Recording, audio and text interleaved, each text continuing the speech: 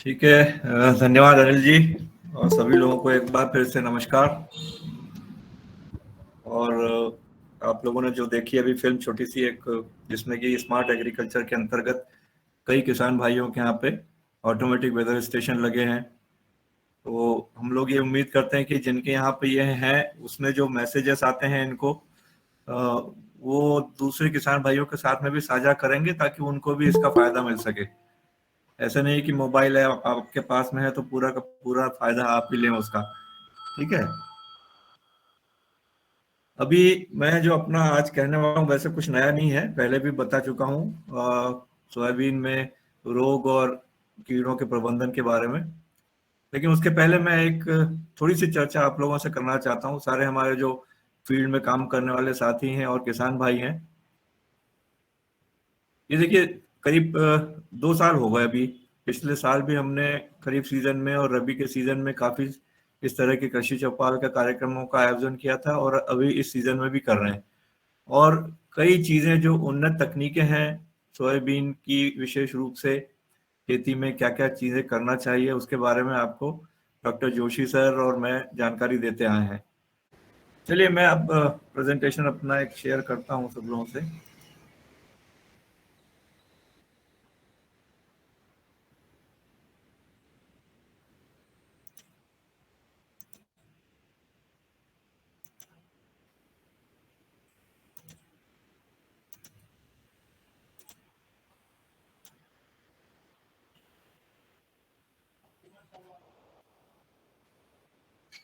और दिखाई दे रहा होगा सबको? जी जी जी सर। हम्म।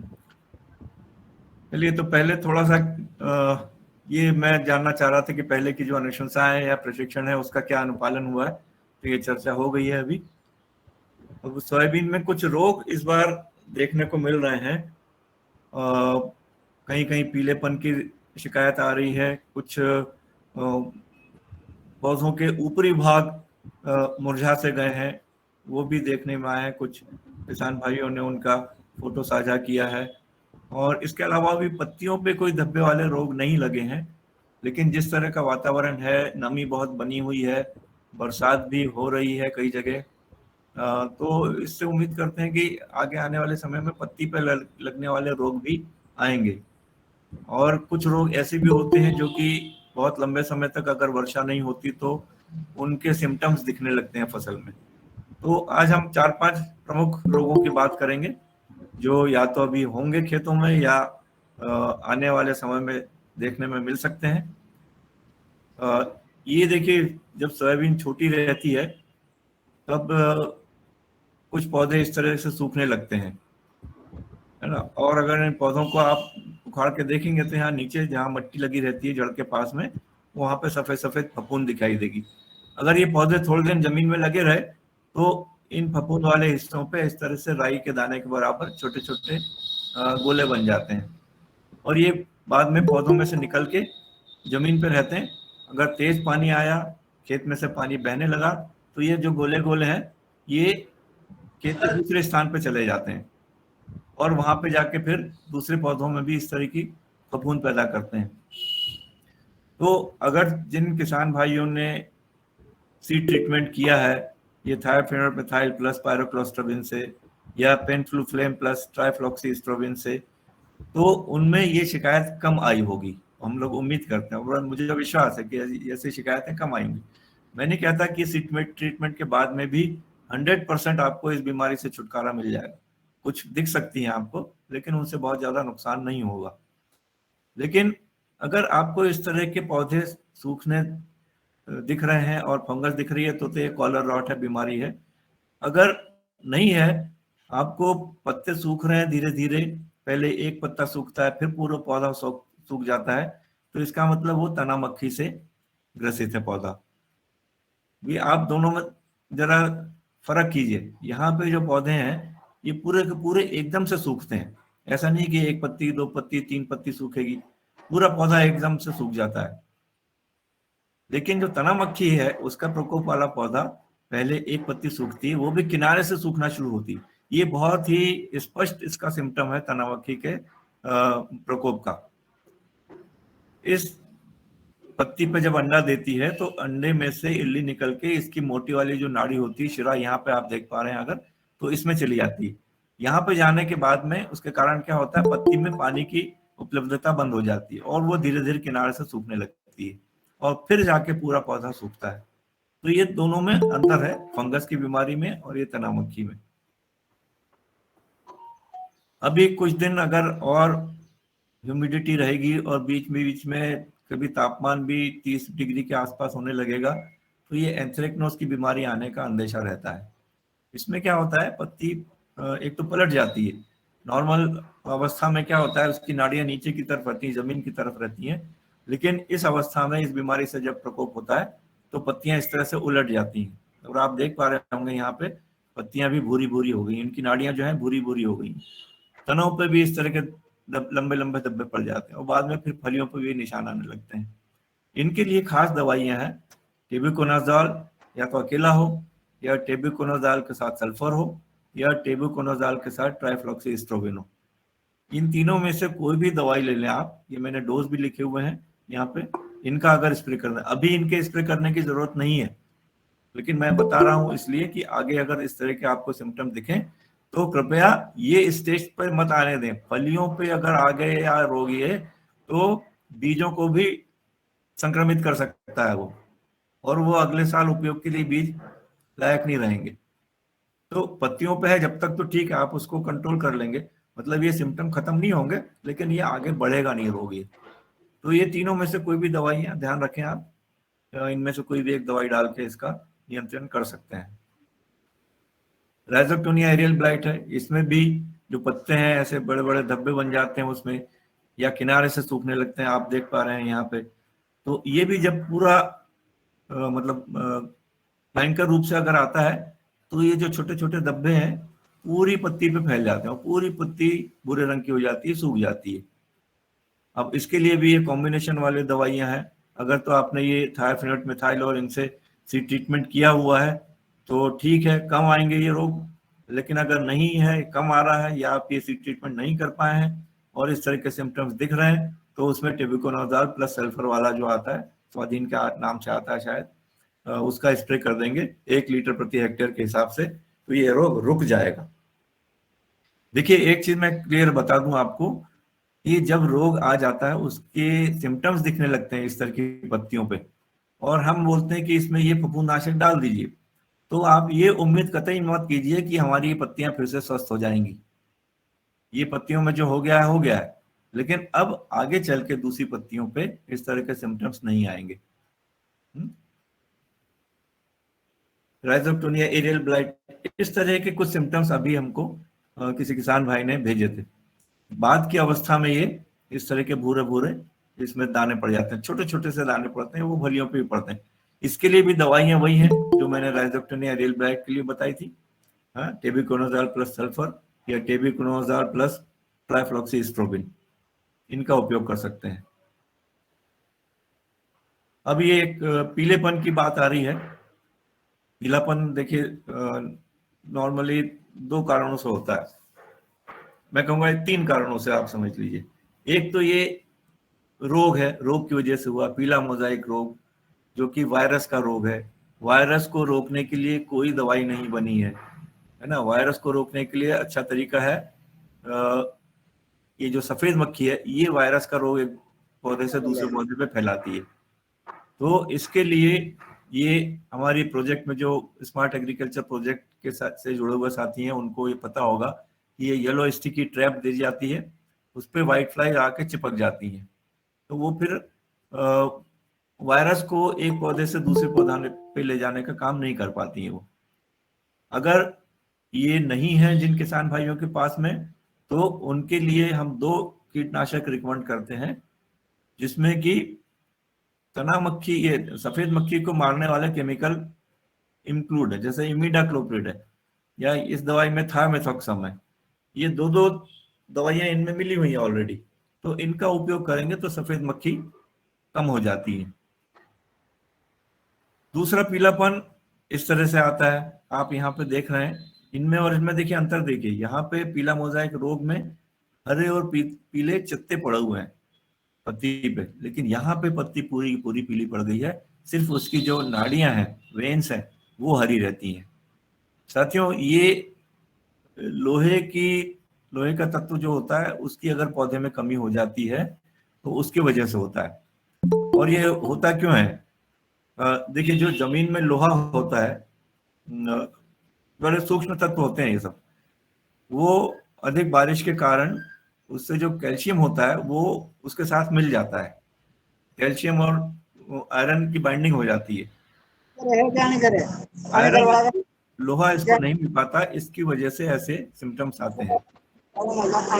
जब आपके खेत में से पानी निकल जाएगा, थोड़ा सा धूप खुलने लगेगी और जड़ों को हवा मिलने लगेगी, तो ये सिम्टम्स फिर से ठीक हो जाएंगे। हेलो, क्योंकि ये बीमारी नहीं है, इसलिए ये ठीक हो सकता है, लेकिन इस तरह की बीमारी वाले सिम्टम्स ठीक नहीं होते। डॉक्टर शर्मा, अगर ये परसिस्ट करता है, जी सर। आयरन डिफिशियंसी, तो बाजार में सिलेटेड कंपाउंड्स मिलते हैं, फेरस सल्फेट ना, सिलेटेड कंपाउंड मिलते हैं, एग्रोमिन जैसे है, हाँ या हाँ, मल्टीप्लेक्स है, इनके स्पेसिफिक आयरन के या मिले जुले माइक्रोन्यूट्रिएंट के सिलेटेड कंपाउंड मिलते हैं, वो स्प्रे कर सकते हैं अगर ये बीमारी परसिस्ट करती है तो। ठीक सर। अगर ये डिफिशियंसी एक बार स्प्रे करने में हो जाएगा सर? ठीक, हाँ, 1-2 बार करने में हो जाएगा। अगर एक बार नहीं हो तो दूसरी बार 10-12 दिन बाद फिर से कर दें। ओके। वैसे फेरस सल्फेट से भी कर सकते हैं, पर वो भी किसानों को थोड़ी दिक्कत होगी, ज्यादा कम हो जाएगा तो एग्रोमिन तो उपलब्ध है शायद बाजार में। एग्रोमिन या मल्टीप्लेक्स का आता है, मल्टीप्लेक्स के कंपाउंड्स आते हैं, जी जी they can be used for spray करने से ठीक हो जाएगा। चलिए, और देखिए एक और बात है कि अगर जमीन में पानी भरा रहता है, ऊपर से भले ही निकल जाए पर अंदर जमीन में पानी है तो भी पीलापन आता है। बिल्कुल और ठीक अगर सर। पानी का निकास हो जाएगा तो अपने आप पौधे ठीक हो जाएंगे, ठीक जैसे है। आप बता रहे थे। आयरन डिफिशियंसी वाले भी ठीक हो जाएंगे, पर अगर नहीं होते हैं तो फिर चिलेटेड कंपाउंड्स का उपयोग कर सकते हैं। देखिए, बहुत बढ़िया सर ने जानकारी दी, महत्वपूर्ण जानकारी है कि बाजार में कुछ इस तरह के उत्पाद हैं, मल्टीप्लेक्स के भी उत्पाद हैं, या आप फेरस सल्फेट का भी उपयोग कर सकते हैं, तो ये आपके आयरन की कमी पौधे में नहीं होगी और सिम्टम ठीक हो जाएंगे। ये एक चारकोल और बीमारी है साथियों, जबकि सोयाबीन के सीजन में, हमारे खरीफ सीजन में अगर तापमान थोड़ा सा 10, 30, 32 डिग्री तक पहुंच जाता है और कई दिनों तक बरसात नहीं होती है, तो ये चारकोल रॉट बीमारी के सिम्टम्स दिखने लगते हैं। चारकोल रॉट बीमारी के जो जीवाणु हैं वो ऑलरेडी पौधे में रहते हैं, लेकिन उनका जो लक्षण है वो ऐसी कंडीशन में ही दिखते हैं जबकि तापमान ज्यादा हो और कई दिनों तक बरसात नहीं हो रही हो। आप देखेंगे इसमें पूरा तना जो है ये काला पड़ गया है। चारकोल मतलब जो कोयला होता है ना, चारकोल, उससे इसका नाम रखा गया है। पूरा तना काला पड़ गया। अगर आप इसको, तने को थोड़ा सा खुरच के देखेंगे, ऊपर की छाल निकालेंगे, तो अंदर जो है वो सलेटी कलर का पाउडर दिखेगा। आप उसको हाथ में लगाएंगे तो आपके हाथ में भी लग जाएगा, छूट जाएगा वो।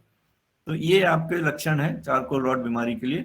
इसके लिए सबसे अच्छी दवा ये है कि आप पौधे को इस स्थिति तक न पहुंचने दें। अगर आपको लग रहा है, आपके पास में आजकल ऐप भी है, आप अगले 10-12 दिन में, 10 दिन में पानी आएगा नहीं आएगा, तापमान कितना रहेगा, तो उसका आपको पूर्वानुमान ले सकते हैं।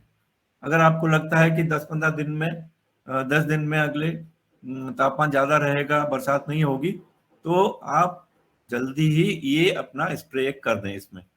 क्योंकि चारकोल रॉट के इस लक्षण एक बार दिखने लगेंगे, इस तरह से पौधे हो जाएंगे, तो इनको किसी भी दवाई से सुधारा नहीं जा सकता। तो आप तो मौसम की जानकारी जब आपके हाथ में है, मोबाइल के रूप में और इस ऐप के रूप में, तो उसके आधार पे आप पायरोक्लोस्ट्रोबिन का स्प्रे कर देंगे 500 ग्राम प्रति हेक्टेयर के हिसाब से, तो इसके ये लक्षण यहाँ तक नहीं पहुंचेंगे। वो चारकोल रॉट के जो जीवाणु है वो अंदर के अंदर खत्म हो जाएंगे। नहीं तो जब ये होता है, जब गंभीर स्थिति होती है, तो देखिए ऐसे काले काले पड़ जाते हैं पूरे पौधे, और इसकी पत्तियां जो सिकुड़ के हैं वो पौधे में से गिरती नहीं है, उसी में चिपकी रहती हैं, उसी में लगी रहती हैं, लेकिन नीचे की तरफ झुक जाती हैं। तो ये सिम्टम्स है। ये एक अनुसंधान क्षेत्र का देखिए फोटो है। इसमें सिर्फ बीच में जो वैरायटी लगी है वो रेजिस्टेंट है, बाकी आसपास जितनी वैरायटीज लगी हैं वो सब इसके लिए संवेदनशील वैरायटीज हैं। उनमें खूब चारकोल रॉट आया। तो इस स्थिति तक न पहुंचे, इसलिए पायरोक्लोस्ट्रोबिन का एक स्प्रे अवश्य कर दें। अभी बताइए, रोग के बारे में कुछ दिक्कत है? जितना अभी तक बताया उसमें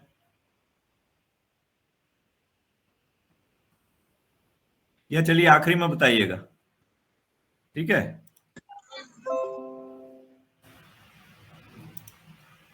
अभी हम कीड़ों के बारे में बात करते हैं। देखिए, अभी कोई एक साथी बोल रहे थे कि उनके खेत में छोटे छोटे छेद हो रहे हैं, पत्तियां खा रही, कहीं कहीं इल्लियां। तो ये देखिए, ये मैंने पहले भी जिक्र किया था इसका कि शुरुआत की अवस्था में जब फसल हमारी 10-15 दिन या 20 दिन तक की रहती है, तो जो पत्ती खाने वाली इल्लियां हैं उनकी पहली पीढ़ी इस तरह से नुकसान करती है, छोटे छोटे छेद कर देती है। और कहीं कहीं आपको इल्लियां दिखेंगी, बहुत ज्यादा नहीं दिखेंगी। आप 10-15 कदम चलेंगे तो कहीं 1-2 बार जगह इल्लियां दिख जाएंगी। तो अगर तो आपने कीटनाशक से भी इसका उसी ट्रीटमेंट किया है, इमिडाक्लोप्रिड या थायोमेथॉक्सम से, तो इस अवस्था पे ये कीट थोड़े से कम लगेंगे। लेकिन अभी जैसा एक साथी ने कहा कि हम लोग ये भी अनुशंसित करते हैं कि अगर सीड ट्रीटमेंट कीटनाशक से नहीं हुआ है तो दो हर्बिसाइड, 2 खरपतवार नाशक के साथ में मिला के इंसेक्टिसाइड भी डाला जा सकता है, कीटनाशक डाला जा सकता है, जिसमें कि पहली पीढ़ी की इल्लियां खत्म हो जाएं। तो ये चीज आप लोग भी ध्यान रखें। सोयाबीन में इल्लियां जो लगती हैं उनकी 2 पीढ़ियां ज्यादा नुकसान करती हैं। नुकसान शुरू हो जाता है पहली पीढ़ी द्वारा, और यही पहली पीढ़ी जब अपना जीवन चक्र पूरा करती है तो इनसे जो दूसरी पीढ़ी निकलती है वो बहुत ज्यादा नुकसान करती है, बहुत ज्यादा पत्ती खाती है। और ये इस तरह के आप लोग जो किसान भाई लोग बोलते हैं झारे पड़ गए, इस तरह का नुकसान हो सकता है। तो अगर पहली पीढ़ी की इल्लियां हैं, कम है, छोटी हैं, तो उनके नियंत्रण के लिए एक जो चीज बताई मैंने कि खरपतवार नाशक के साथ में कीटनाशक मिला दें, उसके बारे में आगे और चर्चा करेंगे कौन कौन सी चीजें मिला सकते हैं इसमें। और नहीं तो ये जैविक कीटनाशक भी आजकल बाजार में उपलब्ध है। देखिए, बैक्टीरिया आधारित है, ये बैक्टीरिया से, ये कोई कीटनाशक स्प्रे करने से ये कीट नहीं मरे। ये वातावरण में जो जीवाणु होते हैं, बैक्टीरिया या फफूंद या वायरस, उनके द्वारा मरी हुई इल्लियां हैं। ये बैक्टीरिया से मरी हुई है, ये फफूंद से मरी हुई है, ये वायरस से मरी हुई है। तो इन्हीं चीजों को आधारित करते हुए कंपनी वालों ने दवाइयां बनाई हैं। बैक्टीरिया आधारित दवाइयां हैं, देखिए डायपेल, बायोबिट, हॉल्ट के नाम से आती हैं। फफूंद आधारित है वो लार्वोसेल, बायोसेफ्ट, बायोरिन के नाम से आती है। और वायरस आधारित है वो एनपीवी, न्यूक्लियर पोरियोहाइड्रोसिस वायरस। अब यहाँ पे मैं एक चीज आपसे बताना चाहूंगा कि बैक्टीरिया वाली और फफूंद वाली दवाइयां हैं वो आमतौर पे सभी प्रकार की इल्लियों पे काम करती हैं, ठीक है? चाहे वो चने की इल्ली हो, चाहे सेमी लूपर हो, चाहे तंबाकू की इल्ली हो, चाहे अलसी की इल्ली हो। लेकिन वायरस आधारित जो कीटनाशक हैं वो स्पेसिफिक है, मतलब चने की इल्ली पे चने की इल्ली का वायरस वाला ही दवाई काम करेगी, तंबाकू की इल्ली पे तंबाकू की इल्ली वाले वायरस की दवाई ही काम करेगी। तो ये थोड़ा सा उपयोग करते समय इन चीजों का ध्यान रखना रहता है। और इन चीजों की थोड़ी सी उपलब्धता में दिक्कत आ सकती है। 10,000 आप अगर निरंतर अपने दवाई विक्रेता से मांग करेंगे तो आगे आने वाले समय में ये वाली दवाइयां भी, जैविक दवाइयां भी रखना शुरू करेंगे वो लोग। ये आपको मैंने वीडियो पहले भी दिखाया था, देखिए कि अगर फूल आते समय इल्लियां फसल पे आती हैं तो वो पत्तियां बिल्कुल नहीं खाती हैं, फूल खाती हैं। ये तंबाकू की इल्ली देखिए कितनी तेज रफ्तार से फूल खाए जा रही है। और जब ये फूल खत्म हो जाते हैं तो किसानों की भाषा में बोलते हैं कि सोयाबीन बांझ हो गई, मतलब अफलन वाली स्थिति आ जाती है।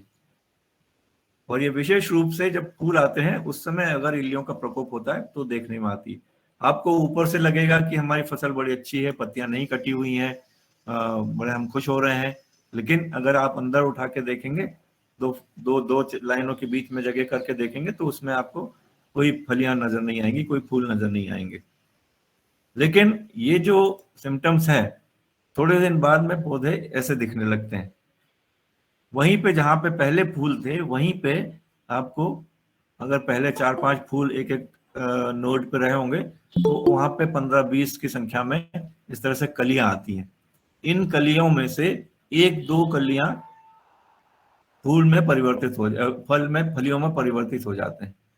जैसे यहाँ पे देख रहे हैं, इसमें पूरे पौधे में सिर्फ 2 फलियां लगी हैं। मतलब जिस पौधे में आपको एक एक जगह 3-3, 4-4 फलियां होनी चाहिए थी, वहां पे एक एक 2-2 फलियां मिलेंगी। तो इस पे भी हमने काफी अनुसंधान किया है और ये देखा है कि अगर इस तरह की फसल को, अफलन वाली फसल को हम खेत में छोड़ देते हैं और खेत में नमी बनी है अगर, और ये फूल आने पे कोई फिर से कीड़ा नहीं आ रहा है, तो इस फसल से भी हम करीब करीब 25 से 30%, 40% उपज ले सकते हैं। मतलब अगर आप बीघा में 4 क्विंटल ले रहे हैं, तो ऐसी स्थिति में इस अफल वाली फसल से भी 1.25 क्विंटल, 1.5 क्विंटल उपज ले सकते हैं आप।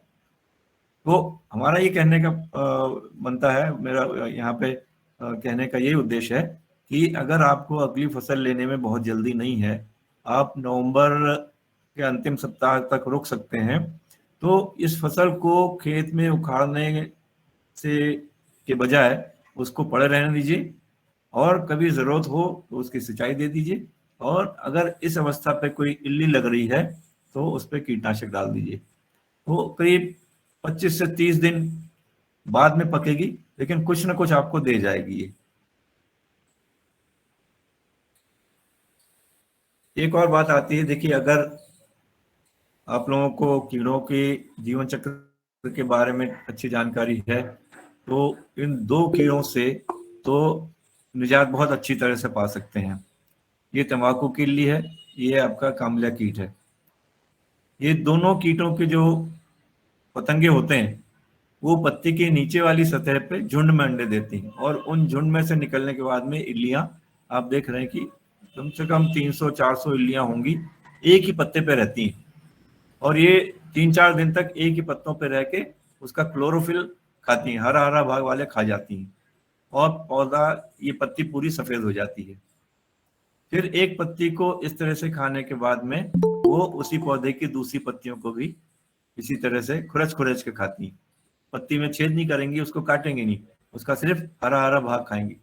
तो ये पौधे, इस तरह के पौधे या इस तरह की पत्तियां आपको दूर से पहचान में आ सकती हैं अगर आप खेत में लगातार उसकी निगरानी कर रहे हैं। तो अगर 10-15 दिन में आपने 2 बार भी ये कर लिया, घूम घूम के इस तरह के पौधों को निकाल दिया, तो जो 300-400 इल्लियां आपके पौधे पे हैं, वो आप खेत में से बाहर कर सकते हैं। इनको उखाड़ के आप बाहर जमीन में, मिट्टी में गाड़ दीजिए इनको।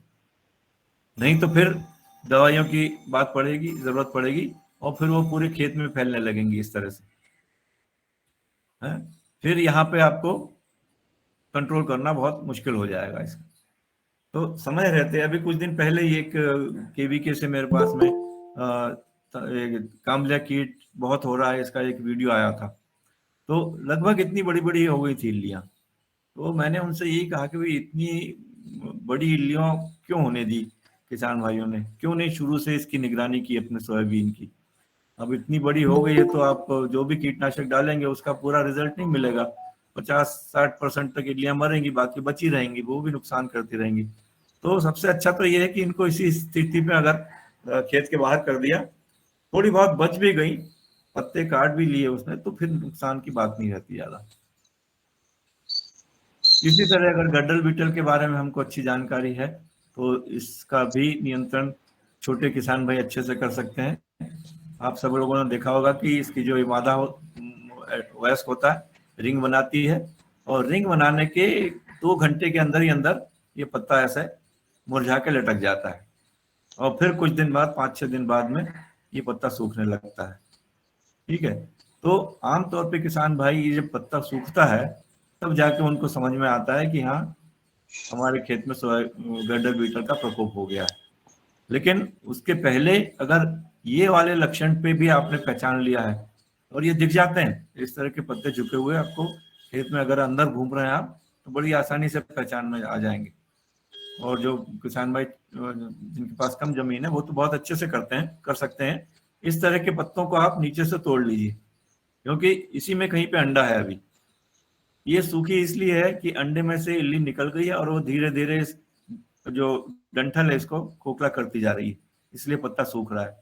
तो इसको भी यहाँ से अगर आप तोड़ लीजिए और एक थैली में भर के खेत के बाहर मिट्टी में दबा दीजिए, तो गड्डल बीटल के लिए दवाई का उपयोग करने की जरूरत बहुत कम हो जाएगी। और अगर नहीं किया ये, तो आप देखिए फिर ये पूरी इल्ली जो है, जब जैसे जैसे पौधा बढ़ता है वैसे वैसे उसके तनों को पूरा खोखला करती जाती है।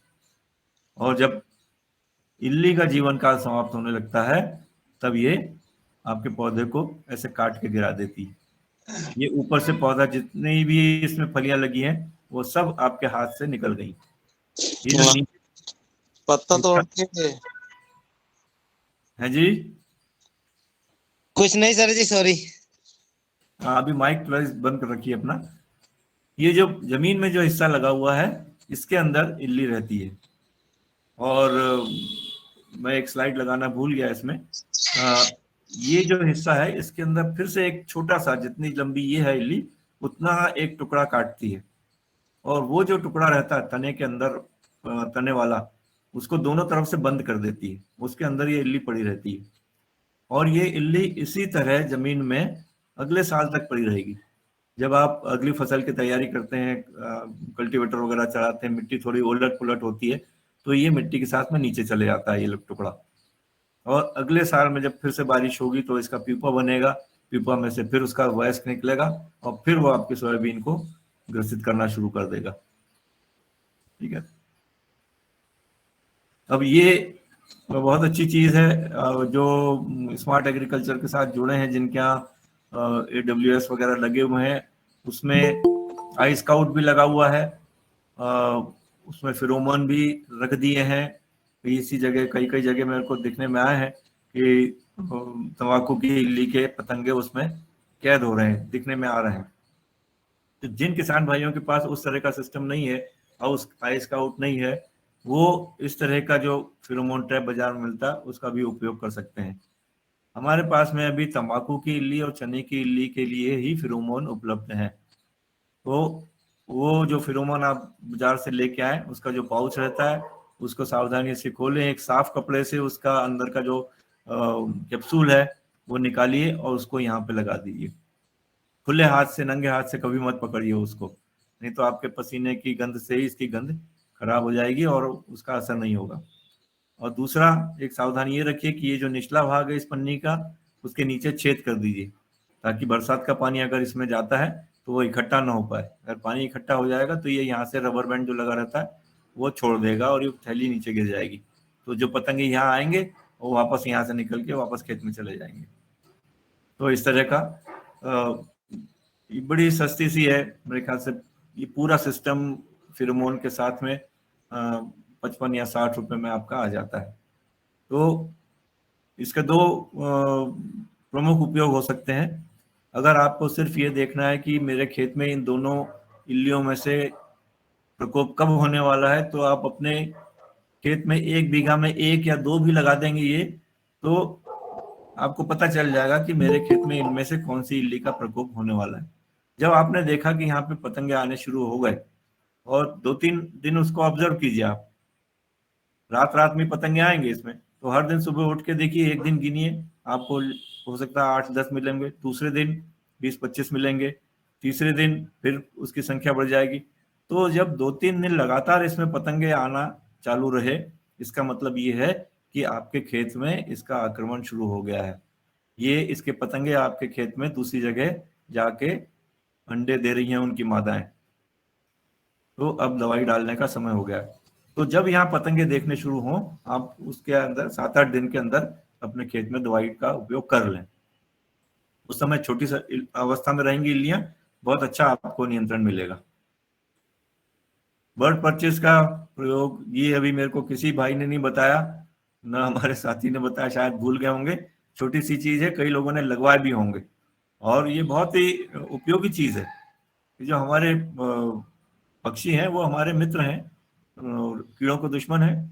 और अगर ये फेरोमोन ट्रैप के आसपास लगवा दिए ना, इनके आसपास कहीं लग गए, तो पतंगे चूंकि इसकी ओर आकर्षित होते हैं, तो जो इसमें आ गए तो आ गए, लेकिन जो बच गए वो ये चिड़ियाएं खा जाएंगी वो पतंगों को, या इनको नीचे बैठे बैठे नीचे जो इल्लियां दिखती हैं उनको भी खा जाती हैं। और ये देखा गया है कि सिर्फ इतनी ऐसी टी आकार की जो खूंटियां होती हैं वो, या झाड़ियां ही होती हैं, वो लगाने से जो इल्लियां 40-50 जो जो चिड़ियां 40-50 इल्लियां एक घंटे में खा जाती थी, 20% उसकी क्षमता बढ़ जाती है, ज्यादा इल्लियां खाने लगेंगी वो। अभी हम आखिरी में बात करेंगे रासायनिक कीटनाशकों की। तो साथियों, अभी आप लोगों ने देखा होगा कि कीट नियंत्रण के लिए सिर्फ दवाइयों पर ही निर्भर रहना कोई जरूरी नहीं है। कई ऐसी बातें हैं जिनसे कि हम कीड़ों की संख्या को कम कर सकते हैं।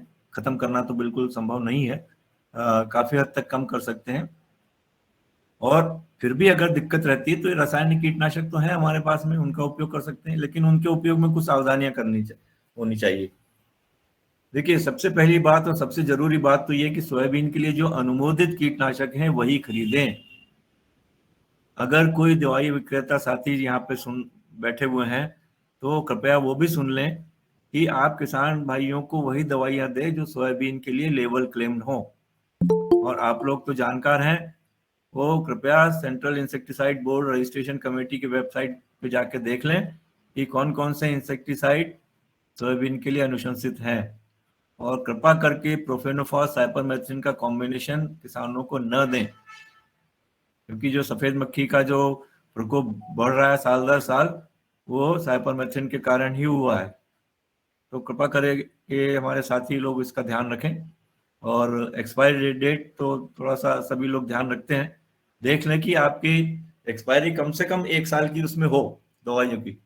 क्यों, अगर दवाई इस साल बच गई, किसी वजह से आप उपयोग नहीं कर पाए या आप ज्यादा ले आए, तो कम से कम अगले साल उसका उपयोग कर सकें। तो इतनी एक्सपायरी तो जरूर देख लेनी चाहिए। और जब आप इसको स्प्रे करें दवाइयों को, तो जितनी पानी की मात्रा बोली जाती है, यानी कि हम लोग बोलते हैं कि 1 हेक्टेयर में सोयाबीन की फसल अगर आपकी 1 महीने से ऊपर की हो गई है, तो करीब करीब 400 लीटर पानी 1 हेक्टेयर में आपकी दवाई को अच्छी तरह से फैलाने के लिए आवश्यक होता है। अगर कम पानी से दवाई डालेंगे, कम पानी के साथ में, तो वो दवाई सिर्फ ऊपर ऊपर ही पड़ी रहे, ऊपर की पत्तियों पर रहेगी, और इल्लियां अपने नीचे की काम करते जाएंगी नीचे रह के। ये ध्यान रखिए। और अपने ऐप से ये भी देख लीजिए कि मौसम की क्या स्थिति है अगले कुछ घंटे में या अगले कुछ दिनों में। आप जब स्क्रीन पे फोरकास्ट वाला बटन दबाते हैं, तो उसमें आज के बारे में पूरी जानकारी आ जाती है कि आज कब कब, घंटे घंटे का उसमें दिया रहता है कि कब बारिश होने वाली है। तो मौसम की जानकारी के हिसाब से स्प्रे करें जब आपको थोड़ा सा लगे कि हाँ एकदम तुरंत बारिश नहीं आने वाली। कोई भी दवाई को पौधे में जाने के लिए या उसको असर करने के लिए 3-4-5 घंटे की वर्षा नहीं हो, ऐसी स्थिति की जरूरत होती है। तो इसका ध्यान रखें। और जितने भी खाली डब्बे हैं, पैकिंग है इनकी कीटनाशकों की, उनका उपयोग करीब घर में तो कम से कम बिल्कुल ना करें। खेत में पानी वानी ले जाने के लिए जरूर कर सकते हैं, स्प्रे पंप में डालने के लिए कर सकते हैं, लेकिन घर में उन्हें बिल्कुल ना रखें। खेत के डब्बे खेत में छोड़ के आए किसी सुरक्षित स्थान पे, और उनको अन्य उपयोग में लें। घर में रखेंगे तो हो सकता है कोई लालच में आकर उसमें पीने का पानी भर ले या कोई दूसरी चीज स्टोर कर ले, ऐसा ना होने दें। और कोई भी जो भी आपका मजदूर हो या आप स्वयं छिड़काव कर रहे हैं, छिड़काव के बाद में तुरंत हाथ पैर मुंह अच्छे तरह से धोएं, साबुन से धोएं अच्छे से, 1 बार नहीं 2-3 बार धोएं। और जब भी स्प्रे करें तो अपने शरीर का ध्यान रखें कि आपके हाथ खुले नहीं होने चाहिए, मतलब पूरी बाह का शर्ट पहन लें, पूरी फुल पैंट पहने या पजामा पहने, मुंह पे और थोड़ा सा कपड़ा बांध लें, आँख पे अगर चश्मा है तो वो लगा लें, बहुत अच्छा रहेगा। तो इस तरह की, क्योंकि देखिए जो भी चीजें हैं, कीटनाशक कुछ भी कहो, हैं तो जहरीले ही होते हैं, और उनका अगर हमारे शरीर पे किसी तरह का असर पड़ता है, तो कुछ भी सिम्टम्स हो, अगर जलन हो रही है आंखों में, या सांस लेने में दिक्कत हो रही हो, तो या हाथ पांव पे जलन हो रही है, तो ऐसा कुछ भी हो तो तुरंत डॉक्टर के पास जाएं। उनके पास में इनके एंटीडोट रहते हैं, वो आपको इलाज करेंगे। और जब तक आप वहां पहुंचे हो तब तक जो भी भाई उनको ले जा रहा है, उनसे कहें कि जो प्रभावित व्यक्ति है कि वो गहरी गहरी सांस ले जब तक डॉक्टर के पास नहीं पहुंचे, तो उसका असर कम करने में थोड़ी सी मदद मिलेगी।